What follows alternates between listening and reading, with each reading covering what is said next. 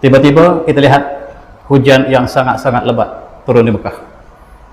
Banjir berlaku, kereta sebagaimana tuan lihat di sini menghanyutkan kereta, kenderaan dan sebagainya.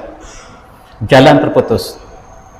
Jalan untuk ke airport terputus. Ini berlaku di Mekah.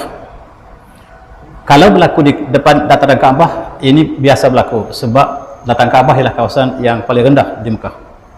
Tetapi yang berlaku hari ini ialah bukan di dataran Kaabah, tetapi di kawasan hampir kesemua bahagian di kawasan Mekah, termasuk tempat yang agak tinggi tanahnya.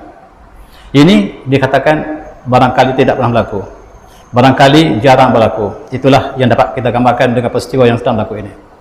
Petir sambar menyambar dan menyambar menerjam kita, yang jarang berlaku.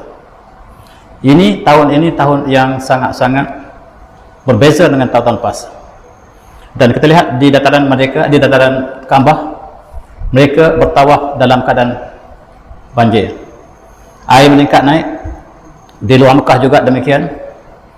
Jalan lebuh raya, kereta kenderaan yang terletak di kawasan luar Mekah telah hanyut, bukan sedikit. Dan ini suasana yang tidak pernah dihadapi oleh mereka.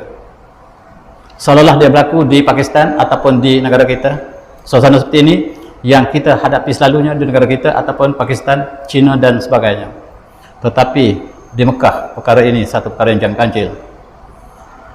Ini ialah airport. Daripada Mekah ke Matar, ke airport terputus. Banjir di Mekah terputus.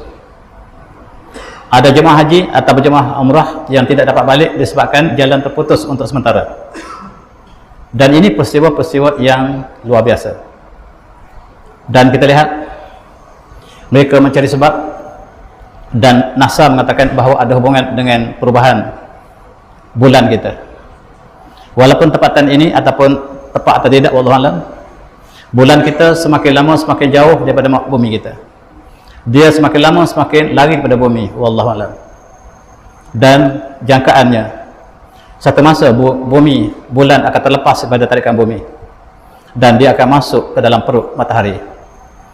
Itu yang dijangka oleh saintis, dan Allah menyatakan wa iza barqal basar wa khasafal qamar wa ja'a syamsul qamar, apabila mata terbelik, kata Allah, menjelang kiamat.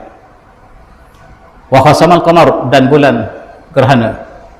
Wa ja'a syamsul qamar, dan bulan dan matahari akan bercantum kembali. Dan saintis mengatakan bulan sudah